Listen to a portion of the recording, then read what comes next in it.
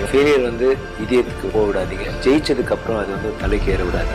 நம்ம விக்ரமோட வீர தீர சூரன் திரைப்படம் பெரிய ஒரு எதிர்பார்ப்போட இருக்கு. நல்ல ஒரு பெரிய வெற்றியை நம்மளுடைய விக்ரமுக்கு இந்த வீர தீர சூரன் திரைப்படம் கொடுக்குமா? நம்ம தளபதி அப்படின்னு தூக்கி வச்சு கொண்டாடுற நாம ஏன் விக்ரம அந்த அளவுக்கு நம்ம கொண்டாடுறதே இல்லை? நடிகர் விக்ரமின் திரை வாழ்க்கை இதோட முடிஞ்சதா? இன்னைக்கு நம்ம நடிகர் விக்ரம் பத்தி நிறைய விஷயங்கள் இந்த வீடியோல பேச போறோம். ஃபுல்லா இந்த வீடியோ பாருங்க. மறக்காம சக்தி FM யூடியூப் சேனலை சப்ஸ்கிரைப் பண்ணுங்க. விக்ரம் 90களில் நான் ஒரு கதாநாயகனாக ஆகணும் அப்படின்னு சொல்லி தமிழ் சினிமாவுக்கு வராரு. பெரிய கனவுகளோடு வராரு. நான் எப்படியுமே நிச்சயமாக ஒரு பெரிய ஹீரோ ஆயிடுவேன் அப்படிங்கிற எதிர்பார்ப்பு அவருக்கு இருந்துக்கிட்டே இருக்கு. நிறைய திரைப்படங்கள்லாம் நடிக்கிறாரு. நான் எப்படியுமே வெற்றி பெற்றுவேன் அப்படின்னு நினச்சவருக்கு எல்லா படமுமே தோல்வி. விக்ரம்னு ஒருத்தர் இருக்காருங்கிறது யாருக்குமே தெரியவே இல்லை. ஆனால் அந்த டைமில் அவரோட டைமில் வந்த நிறைய நடிகர்கள் பெரிய ஸ்டார் ஆகிட்டாங்க. அவங்களுக்கு பெரிய ரசிகர் பட்டாளமே இருக்க ஆரம்பிச்சிட்டாங்க. வெற்றி மீது வெற்றி அவங்களுக்கு வந்துக்கிட்டே இருக்கு. ஆனால் விக்ரம் வெற்றிங்கிறது கிடைக்கவே இல்லை. சோர்ந்து போயிட்டாருன்னு கூட சொல்லலாம். சரி, ஓகே, நம்ம நடிகராக முடியல அப்படின்னு வேற என்ன பண்ணலாம் அப்படின்னா நிறைய பன்முக திறமை கொண்டவர் தான் நம்மளுடைய விக்ரம். நீங்க இந்த மின்சார கனவு, காதலன், ராசையா அந்த படங்கள்லாம் பாத்தீங்கன்னா அதுக்கான பின்னணி குரல் டப்பிங் ஆர்டிஸ்ட் சொல்லுவாங்கல்ல, இவர் தான் அந்த பிரபுதேவாவுக்கு அந்த குரலே கொடுத்திருப்பாரு. அந்த அளவுக்கு இருக்கு. இப்ப கூட மின்சார கனவு திரைப்படத்தை பார்க்கும்போது அட இது நம்ம விக்ரமா பண்ணது அப்படிங்கிற மாதிரி இருக்கும். அந்த அளவுக்கு சரியா பண்ணிருப்பாரு நம்மளுடைய விக்ரம். உங்களுக்கு ஆண்டவன் என்ன குறை வச்சிருக்கா? கோடி கணக்குல பணமும் கோட்டை மாதிரி வீடு இருக்கு. விக்ரம் ஸ்கிரீன் முன்னாடி நான் ஒரு பெரிய ஹீரோவா இருக்கணும், எல்லாருமே என்னை கொண்டாடணும் அப்படின்னு எதிர்பார்த்தவருக்கு ஸ்கிரீன் பின்னாடி இருந்த அந்த குரலை நிறைய பேர் ரசிக்க ஆரம்பிச்சாங்க. நிறைய டப்பிங் பண்ணலாமே அப்படின்னு விக்ரமுக்கு சொன்னாங்க. ஆனா விக்ரம் எப்பவுமே நான் ஒரு சிறந்த நடிகர் ஆகணும் அப்படின்னு சொல்லி ரொம்ப கடுமையா உழைச்சுக்கிட்டே இருந்தாரு. விக்ரம் ரொம்ப நாள் காத்திருந்து பல வருடங்கள் கடினமா உழைச்சி அவருக்கு ஒரு வாய்ப்பு வருது. சேது அப்படிங்கிற படத்தை இயக்குனர் பாலா இயக்க போறதா சொல்றாங்க. இயக்குனர் பாலாவோட முதலாவது திரைப்படம். இந்த திரைப்படத்துல நம்மளுடைய விக்ரம் நடிக்க ஆரம்பிக்கிறாரு. எப்பவுமே யாரு எதிரெல்லாம் பார்க்கவே மாட்டார். எந்த படமா இருந்தாலும் அந்த படத்துக்காக தன்னையே அர்ப்பணிச்சுக்கிற ஒரு ஆள் அப்படின்னா நம்மளுடைய விக்ரம் தான். இந்த படத்துக்கும் ரொம்ப மெனக்கட்டு அந்த படத்தை நடிக்கிறாரு. அந்த படமும் வெளியாகுது. இந்த படத்தோட தன்னோட வாழ்க்கை மாறும் அப்படின்னு சொல்லி எதிர்பார்த்து எல்லா நடிகர்களும் நடிக்கிறாங்க இல்லையா, அதே எதிர்பார்ப்போட இவரும் நடிக்கிறாரு. அந்த படமும் வெளியாகுது. வந்த உடனே ஓரிரு வாரங்கள் அந்த திரைப்படம் பெரிய அளவு ஓடவே இல்லை, யாரும் கொண்டாடவே இல்லை. அப்போ திரும்பியும் அவர் அப்செட் ஆகிறாரு. என்னடா அது, எப்படி நடிச்சாலும் மக்கள் ஏத்துக்க மாட்டேங்கிறாங்களே அப்படின்னு சொல்லி. ஆனா ஓரிரு வாரங்களுக்கு பிறகு சேது படம் மக்களால் கொண்டாடப்படுது. விக்ரம்னுடைய வாழ்க்கையே மாறி போகுது. விக்ரம்னு ஒரு நடிகர் இருக்காரு அப்படிங்கறத அந்த படத்துல தான் நிறைய பேர் தெரிஞ்சுக்கிட்டாங்க. நிறைய பேர் பாராட்ட ஆரம்பிச்சாங்க. விக்ரமுக்கும் ரொம்ப சந்தோஷம். ஏன்னா ரொம்ப நாளைக்கு பிறகு இப்படி ஒரு வெற்றி படத்தை ஒரு லைஃப்ல ஃபர்ஸ்ட் டைம் பார்க்குறாரு. அதனால விக்ரமும் தமிழ் சினிமாவில் ஒரு நடிகராக இருக்காரு அப்படிங்கிற விஷயம் தெரிய ஆரம்பிக்குது. அதுக்கு பிறகு தில் அப்படிங்கிற ஒரு படம் வருது. அந்த படத்துலையும் நடிக்கிறாரு.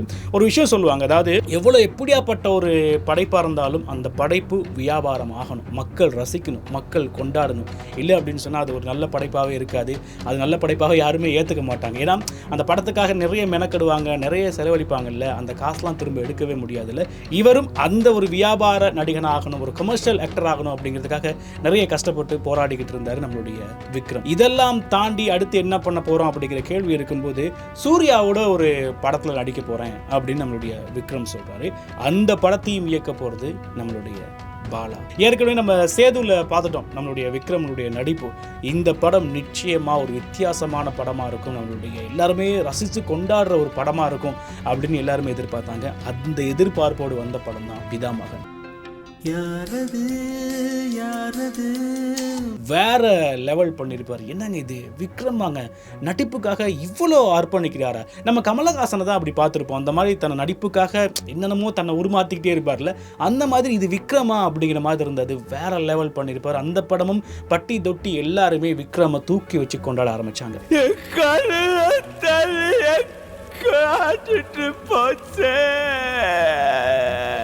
அடுத்து நம்ம விக்ரம் அவருடைய வாழ்க்கையிலேயே, சினிமா வாழ்க்கையிலேயே ஒரு பெரிய மாற்றத்தை ஏற்படுத்தியது. நம்ம சொல்றோம் இல்லையா, தளபதி, அந்த வரிசையில் விக்ரம் அப்படிங்கிற பேர் வந்ததுக்கு முக்கியமான காரணமாக இருந்த படம் வந்து அந்நியன்.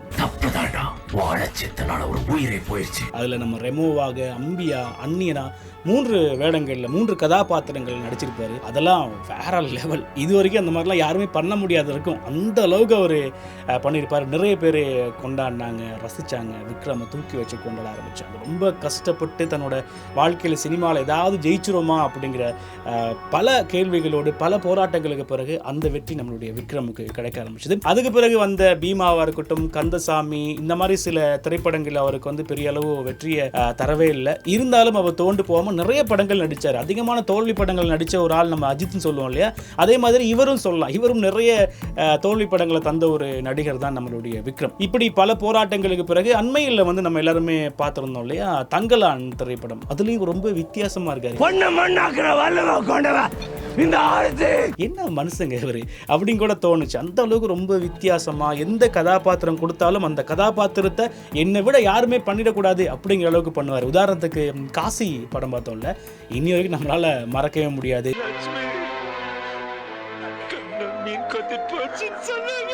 தெய்வ திருமகள் வேற லெவல். இன்னி வரைக்கும் சொல்லிட்டே போகலாம். நம்ம இப்போ அந்த தெய்வ திருமகள் திரைப்படத்தை பார்த்தா கூட நம்ம கண்ணெலாம் கலங்கிடும். அந்த அளவுக்கு அவருடைய நடிப்பு வேற லெவலில் இருந்துகிட்டே இருக்கும். இந்த காரணத்துக்காக மட்டுமே இந்த மனு தள்ளுபடி செய்யப்படும்.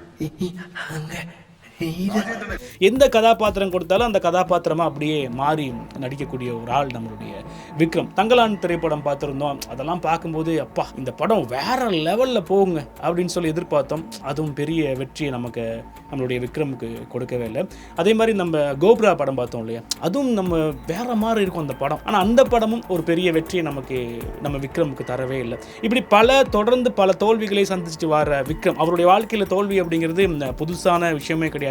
எப்பவுமே அவர் வாழ்க்கையில் நடக்கிற ஒரு விஷயம் தான். அதனால இந்த தோல்வியை தாண்டி வர விக்ரமுக்கு இப்போ வரப்போற வீர தீர சூரன் திரைப்படம் ஒரு பெரிய வெற்றியை நம்மளுடைய விக்ரமுக்கு கொடுக்குமா அப்படிங்கிற ஒரு கேள்வி இருந்துகிட்டே இருக்கு. இந்த படம் எப்படி இருக்கும் அப்படின்னு கேட்டபோது, இந்த தூள் படத்துல நம்மளுடைய விக்ரம் இருப்பார் இல்லையா, அந்த மாதிரி இந்த திரைப்படத்தில் இருப்பாரு. ரொம்ப வித்தியாசமான ஒரு திரைப்படமா இருக்கும் அப்படின்னு சொல்றாங்க. இந்த திரைப்படத்தினுடைய ட்ரெய்லர்லாம் வந்திருந்தது. பார்க்கும்போது உண்மையிலேயே ரொம்ப வித்தியாசமா இருந்தது. என்ன கதை, என்ன நடக்க போகுது அப்படிங்கிறது தெரியல.